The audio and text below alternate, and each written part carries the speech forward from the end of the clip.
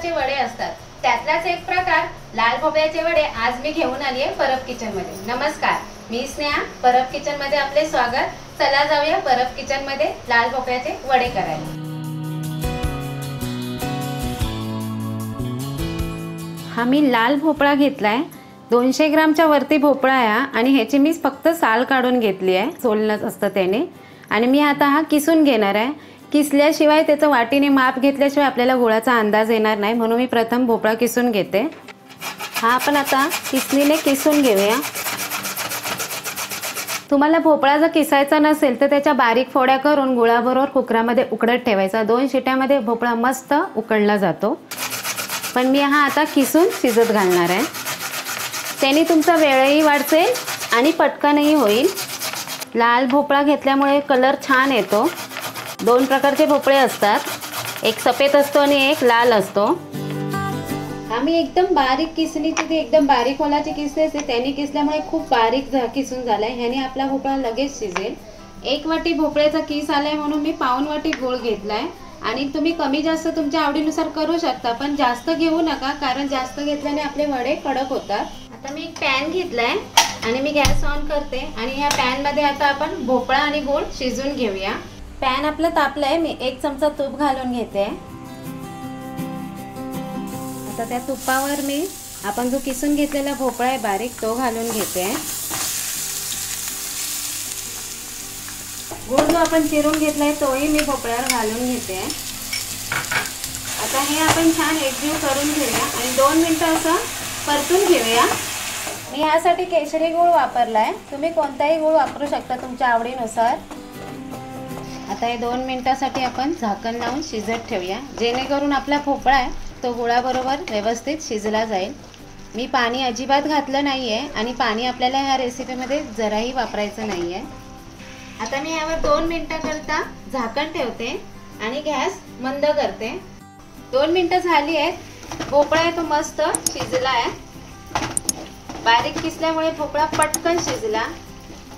आता मी गॅस बंद करते। गॅस बंद करून झाल्यावर हे आपल्याला थोडं थंड व्हायला ठेवायचं आहे। हे पूर्णपणे थंड झाल्यावर आपल्याला कणिक मळून घ्यायचं आहे। मिश्रण आपलं आता पूर्णपणे थंड झालेलं आहे। हे आता मी एका बाउलमध्ये काढून घेते। मी ह्याच बाउलमध्ये पीठ मळणार आहे, तुम्ही अगदी परातीत किंवा ताटामध्ये घेऊन मळू शकता। आता ह्यामध्ये मी प्रथम 2 चमचे तांदळाचं पीठ टाकते। हे तुम्ही 2च चमचे घ्या आणि जर रवा घेतला तोही 2 चमचे वापरला तरी चालेल। आणि हे आपलं गव्हाचं पीठ, ह्याचं काही प्रमाण नाही, आपल्या ज्या गुळाचं आणि भोपळ्याचं जे मिश्रण आहे त्यात मावेल इतकं आपल्याला गव्हाचं पीठ घ्यायचं आहे। 1 वाटी गव्हाचं पीठ घेतलंय, ते घालून घेते। तुम्ही थोडं थोडं घालून घ्या। चिमूटभर मीठ घेतलंय मी, तेही घालून घेते। आणि ही मी वेलची आणि बडीशेप थोडीशी साखर घालून वाटून घेतलेलं आहे। तुम्हाला बडीशेप नाही आवडत असेल घातलीत नाही तरी चालेल। मी तिळही घेतलेत, थोडी खसखस असेल तरीही छान वाटते। तुम्हाला आवडत नसेल तर तुम्ही नाही घातलेत तरीही चालेल तीळ, पण तीळ खसखस खावे छान लागतात। हे सगळं ढवळून घेणार आहे आणि जसजसं हे गव्हाचं पीठ मावेल तसतसं मी हे ह्यात घालून मळून घेणार आहे। ह्यामध्ये जास्त गव्हाचं पीठ घातलं तर तुमचे वडे मस्त फुगतील आणि नरमही होतील, पण जास्त भोपळ्याचा वापर केला तर वडे फुगत नाहीत। पण मी ह्याच्यात जास्त भोपळ्याचा वापर केलाय, ती चव छान लागते। भोपळ्याचे वडे म्हटल्यावर भोपळ्याचा जास्तच वापर करायचा। ह्यामध्ये जर तुम्हाला अगदीच हे पीठ एकजीव होत नसेल तर 2 चमचे दूधही घाला, त्यानेही छान चव येते। पण माझं हे झालं आहे एकजीव, म्हणून मी वापर नाही करत आहे दुधाचा। आता हे छान आपलं मळून झालं आहे। आता मी ह्याच बाउलमध्ये हे पीठ 10 मिनिटांसाठी ठेवून देते। आपलं पीठ 10 मिनिटं आता ठेवून झालं आहे, मस्तपैकी मुरलं येते। आणि भोपळा लाल कलरचा आणि ताजा ताजा घेतल्यामुळे पिठाला कोणता मस्तच कलर आला आहे।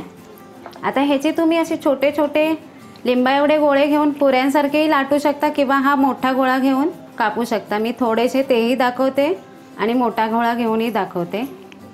हा मी लिंबा एवढा गोळा घेतला आहे। याला प्रथम मी पीठ नाही लावत आहे, तुम्ही तेलावरही लाटू शकता, तेलाचे 2 थेंब घेऊन। आणि हे लाटेपर्यंत मी तिथे तेलही तापत ठेवलं आहे गॅसवर। ह्यामध्ये भोपळा असल्यामुळे ह्याची कडा थोड्याशा क्रॅक होणारच। ही आपल्याला पुरी एवढी जाड ठेवायची आहे, चपातीसारखी पातळ नाही लाटायची आहे। पुरी एवढी लाटली मी वड्याचं हे, आणि आता मी मोठी लाटी घेणार आहे आणि ती लाटून मग ग्लासाने मी ती कापून घेणार आहे आपले, मग ते आपले एकसारखे वडे होणार आहेत. हा मी मोठा गोळा घेतला आहे आणि तो आता मी लाटून घेते.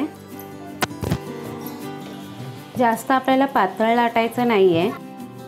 लाटतेवेळी ह्याच्या कडा फाटल्या आहेत अशा पाहू शकता तुम्ही, म्हणून आपण ह्या ग्लासाने किंवा वाटीने कापून घ्यायच्या. मग आपले वडे एकसारखे होतात. मी एकदाच पीठ लावलं आहे. जास्त पण पीठ लावलं की आपलं तेलामध्ये ते करपलं जातं. हे मी एवढी जाड लाटून घेतली आहे जशी आपली पुरी असते.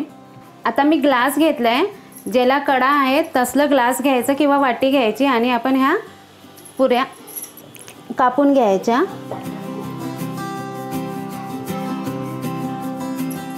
ह्यानी कापल्यामुळे आपले वडे एकसारखे येतात आणि आपल्या कढाई छान गोल कापल्या जातात. तेल तिथे आपलं तापलं आहे. मी थोडासा पिठाचा तुकडा टाकते आणि तेल आपलं कितपत तापलं आहे ते पाहते. तेल मस्त तापलं आहे. आता गॅस मी मंद करते. प्रथम मी आपण लिंबाचा गोळा घेतला आहे तेवढी ती पुरी लाटली आहे ती घेते.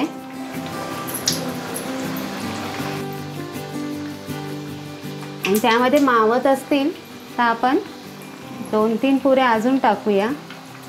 तळायला आपल्याला जास्त वेळ लागत नाही. मंद आचेवरच ह्या पुऱ्या तळून घ्यायच्या आलटून पलटून ही आपण अशी पहिली जी पुरी सोडली होती ती तळून घेतली आहे. भोपळा वापरला म्हणून तुमच्या पुऱ्या फुगणार नाहीत. जर जास्त गव्हाचं पीठ वापरलं तर तुमच्या पुऱ्या फुगणार. सुगंध छान आलाय घरामध्ये.